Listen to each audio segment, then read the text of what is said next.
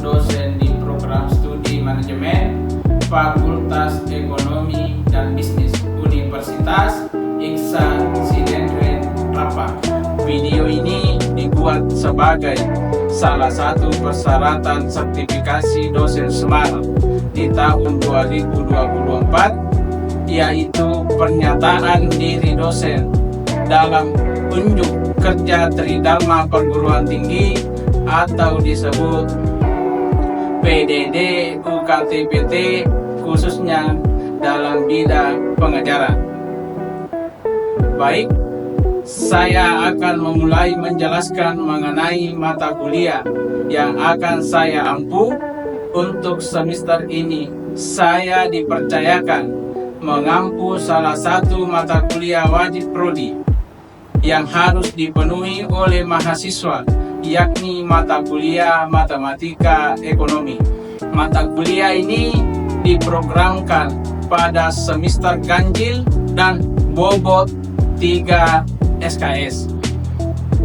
Gambaran umum mata kuliah ini secara umum merupakan salah satu alat untuk memecahkan masalah-masalah ekonomi dan bisnis secara kuantitatif dengan pendekatan matematis. Beberapa topik yang akan dibahas meliputi konsep dasar matematika, barisan dan deret, permutasi dan kombinasi, fungsi linier, fungsi kuadrat, diferensial, integral, serta penerapannya dalam ekonomi dan bisnis. Capaian pembelajaran untuk mata kuliah ini memahami dan menguasai konsep dasar definisi dan teori ekonomi secara terpadu, baik secara lisan maupun tertulis. 1. Mahasiswa mampu mengambil keputusan secara tepat dalam konteks penyelesaian masalah di bidang keahliannya berdasarkan hasil analisis informasi dan data. Yang kedua, mahasiswa mampu menguasai model dan analisis ekonomi dalam hubungan fungsional. Yang ketiga, mahasiswa mampu memecahkan masalah-masalah ekonomi dan bisnis secara kuantitatif dengan pendekatan matematis. Yang keempat, mahasiswa memahami dan dapat mengaplikasikan teori keuangan dalam menyelesaikan permasalahan ekonomi dalam kehidupan sehari-hari. Adapun sub dan CPMK terdiri dari 14, yaitu yang pertama, mahasiswa mampu memahami kontra perkuliahan, ruang lingkup mata kuliah, dan konsep dasar matematika. Yang kedua, mahasiswa mampu memahami materi himpunan, sistem bilangan, dan operasi perhitungan bilangan. Yang ketiga, mahasiswa mampu memahami sifat-sifat dari bentuk, akar, dan pangkat. Yang keempat, mahasiswa mampu memahami sifat dari logaritma dan hubungan antar logaritma dan pangkat. Yang kelima, mampu memahami teori dari barisan dan deret aritmatika dalam ekonomi. Yang keenam, mahasiswa mampu memahami teori dari barisan dan deret geometri dalam ekonomi. Yang ketujuh, mahasiswa mampu menyelesaikan penerapan deret dalam ekonomi. Yang kedelapan, mahasiswa mampu memahami konsep dari permutasi dan kombinasi. Yang kesembilan, mahasiswa mampu menelaah teori fungsi dan fungsi linier.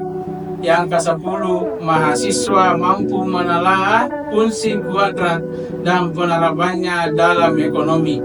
Yang ke-11, mahasiswa mampu memahami konsep linier. 12, mahasiswa mampu menyelesaikan permasalahan ekonomi dengan menggunakan sistem persamaan linier. 13, mahasiswa mampu menganalisis hitung keuangan, 14 mahasiswa mampu menganalisis hitung keuangan. Adapun bahan ajar yang saya gunakan selama mata kuliah ini berupa PPT, buku ajar, dan buku referensi. Dalam perkuliahan ini, pendekatan yang digunakan adalah Student Centric Learning atau SCL, yang memusatkan fokus kegiatan pembelajaran pada mahasiswa dan berorientasi kepada capaian pembelajaran yang ditetapkan. Pendekatan SCL dalam mengimplementasikan dilakukan dengan mengkolaborasi metode pembelajaran terpadu dan metode pembelajaran menggunakan metode DIA atau Delivery Interactive Assessment. Adapun untuk sistem penilaian meliputi aktivitas mahasiswa selama perkuliahan, kehadiran kuis, tugas UTS, dan UAS dengan persentase. Yang pertama, kehadiran 25%, kuis 15%, tugas 20%, ujian tengah semester 20%, ujian akhir semester 20%. Baik, setelah ini mari kita menyaksikan video pembelajaran saya. Waalaikumsalam. Materi hari ini yaitu hitung keuangan. Hitung keuangan terbagi 4. Yang pertama bunga tunggal, yang kedua bunga majemuk, yang ketiga persen, yang keempat dasar perhitungan bunga terbagi 2, yaitu sistem bunga dan sistem diskonto. Nah, pengertian dari bunga tunggal: bunga adalah biaya yang diberikan kepada seorang yang meminjam modal atau uang dalam jangka waktu tertentu dan dengan persetujuan bersama saat akan mengembalikan pinjaman. Nah, sistem selanjutnya bunga tunggal. Bunga tunggal adalah bunga yang diperoleh pada setiap akhir jangka waktu tertentu yang tidak mempengaruhi besarnya modal yang dipinjam. Perhitungan bunga setiap periode selalu dihitung berdasarkan besar modal yang tetap. Nah, selanjutnya adapun rumus dari suku bunga, yaitu jika suku bunga I atau P persen, maka rumusnya yaitu B sama dengan I persen, bisa juga dipakai P persen dikali M. Nah, selanjutnya adapun contoh soalnya, yaitu ada yang meminjam uang dari koperasi sebesar 1.500.000 setelah 1 bulan, maka ada harus mengembalikan modal beserta bunganya sebesar 1.550.000. Tentukan suku bunganya per 1.500.000 dikali 100%. Berarti kalau 50 kali 100% kali 100 berapa? Dikali dibagi 1.500.000. 0,15 dikali 7 juta.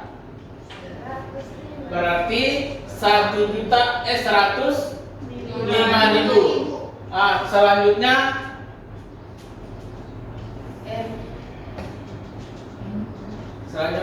besarnya harga besarnya bunga dan uang yang harus dikembalikan itu berarti kalau uang yang harus dikembalikan sama dengan M ditambah B. Berarti M-nya itu adalah 7 juta ditambah B 105.000. Jadi 7.105.000. Dimengerti? 5 juta kali 5 25 juta kali 2 50 juta per 100. Berarti 500. Paham? Nah, rumusnya yaitu MN sama dengan M dalam kurung 1 ditambah I pangkat N. Nah, yang di soal itu adalah M-nya berapa? Sorry. N-nya dulu berapa? Yang ini. Berarti M 6. M-nya 5 juta. 1 ditambah berapa persen? 10%. Berarti 10%. Pangkat 6. Berarti 5 juta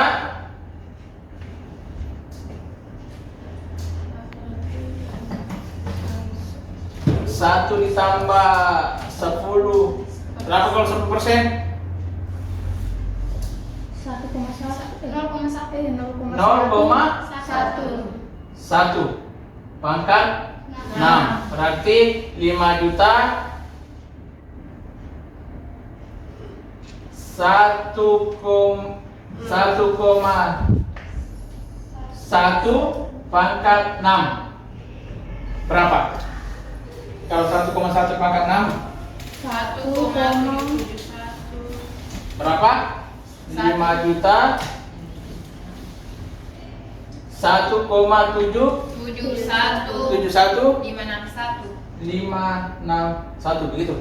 Iya, Pak. Nah, dikali 5 juta 857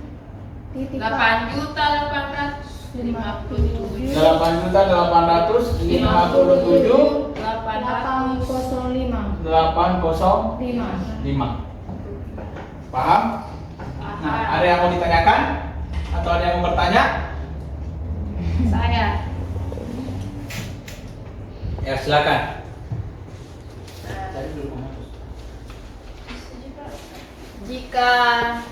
Jika modal 1 juta rupiah dibungakan atas dasar bunga majemuk 10% setahun, berapa besar modal itu pada akhir tahun ketiga? Ya. Pertanyaannya bagus sekali.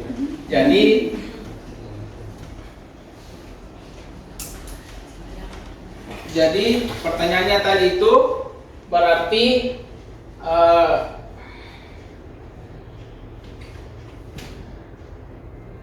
apa tadi? Jika modal 1 juta terus dibungakan atas dasar bunga majemuk 10% setahun, berapa besar modal itu pada akhir tahun ketiga? Ya, jadi begini, modal awal 1 juta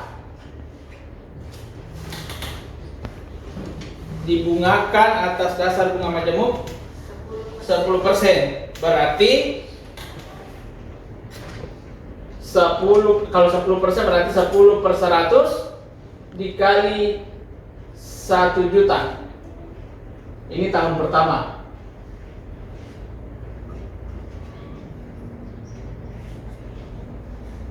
Kalau 1 juta kalau 10 dikali 10 juta, 1 juta 10 juta. berarti 10 juta dibagi 100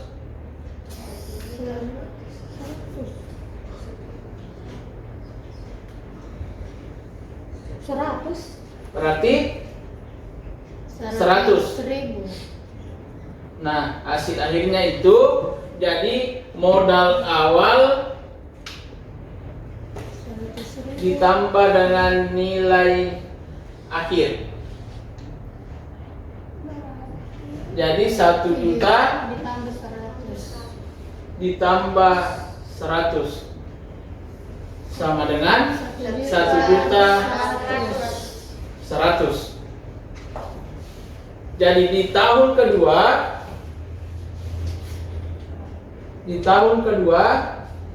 yaitu modal awalnya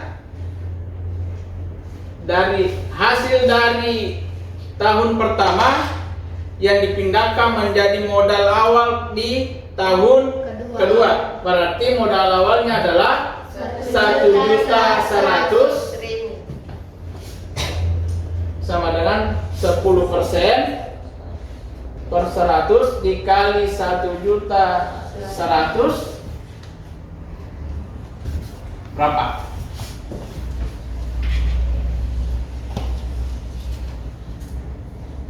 11 juta. 11 juta berarti dibagi 100 menjadi 110.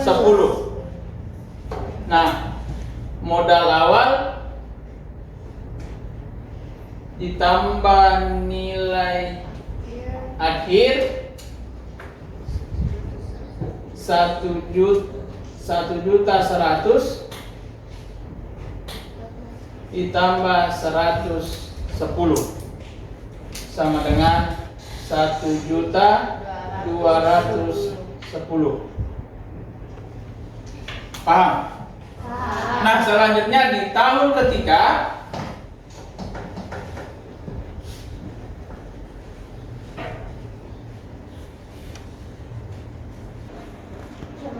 sama dengan 10% dikali 1.210. Nah, berapa? 12 juta 100. Dibagi 100 berarti 121.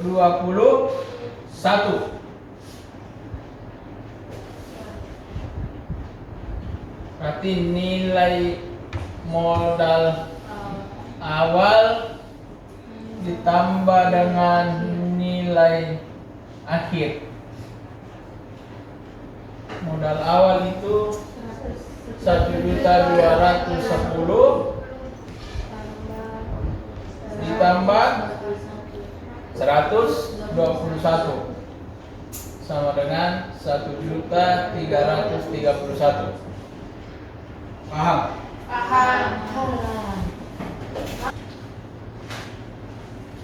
B sama dengan I dikali M. Berarti I-nya tadi berapa? I-nya 5%. 5% dikali 1.500.000. Kalau 5% berarti 0,05 dikali 1.500.000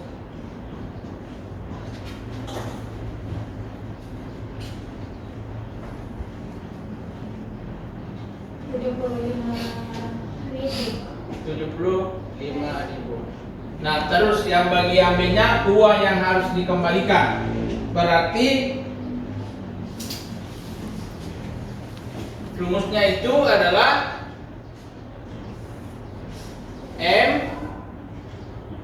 MO ditambah B.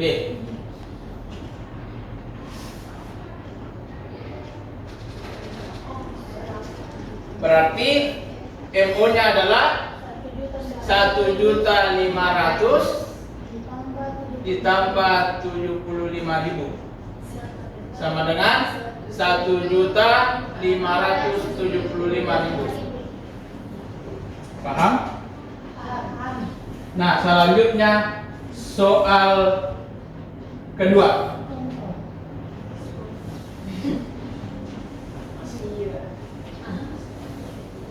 Pasar meminjam uang dari bank sebesar 2 juta dengan diskonto 7%. Tentukan A. Besarnya diskonto, B. Uang yang harus diterima. Di situ uang yang harus diterima.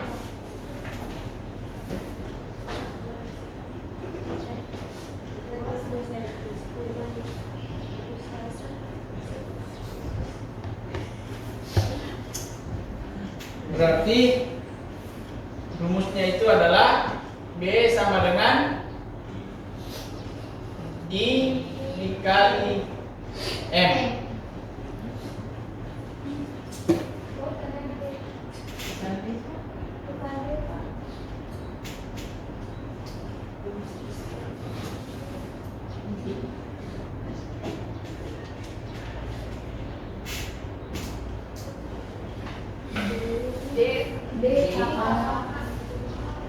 Berarti D. Berarti I-nya berapa? 7%. Berarti 7% dikali 2 juta. 2 juta. Kalau 0,07 dikali 2 juta 140.000. berapa?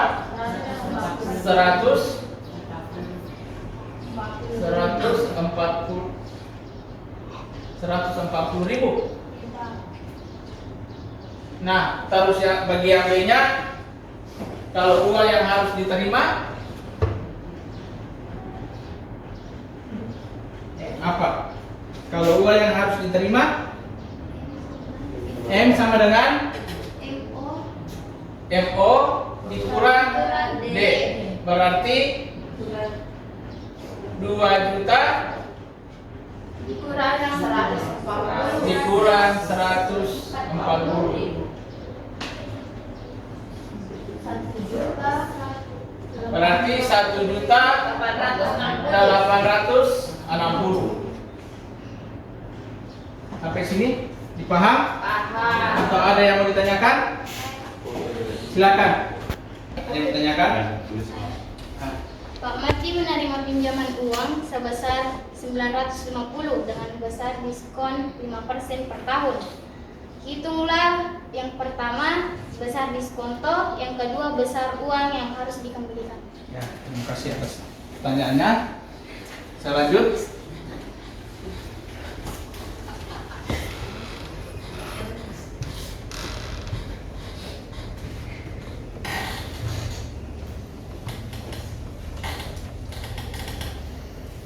Jadi pertanyaannya itu, Pak Mardi menerima pinjaman uang sebesar 950 dengan besar diskonto 5% per tahun. Hitunglah A. Besarnya diskonto, B. Besarnya uang yang harus dikembalikan. Jadi adapun rumus dari pertanyaan itu adalah D sama dengan apa?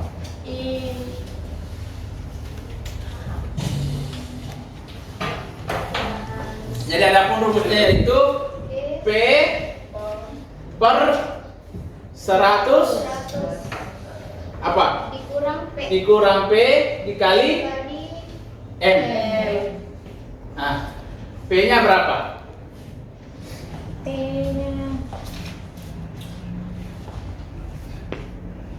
P-nya adalah 900.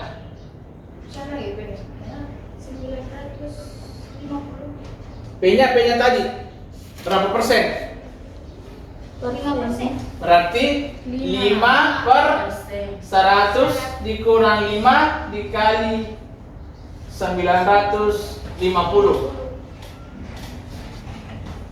Berarti 5 per 95 dikali 950. 5 kali 950 4.750.000. 4.750.000. 50 dibagi dengan 95. 50.000. 50.000. Paham? Nah, selanjutnya yang bagian keduanya itu besar uang yang harus dikembalikan.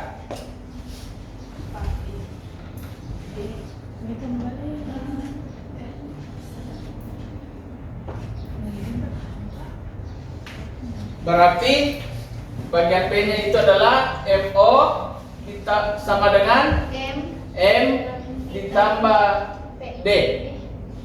Kenapa Bu dikembalikan apa?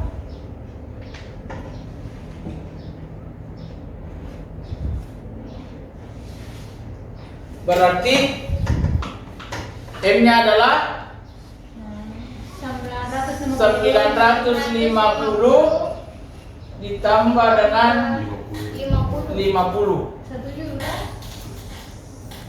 Berarti MO-nya adalah 1 juta. 1 juta. Berarti uang yang harus dia kembalikan 900. 1 juta. Jadi uang yang harus dia kembalikan adalah 1 juta. Masih ada yang mau ditanyakan? Paham? Nah, kalau sudah tidak ada yang mau ditanyakan, pertemuan hari ini cukup sampai di sini. Saya akhiri. Assalamualaikum warahmatullahi wabarakatuh. Waalaikumsalam.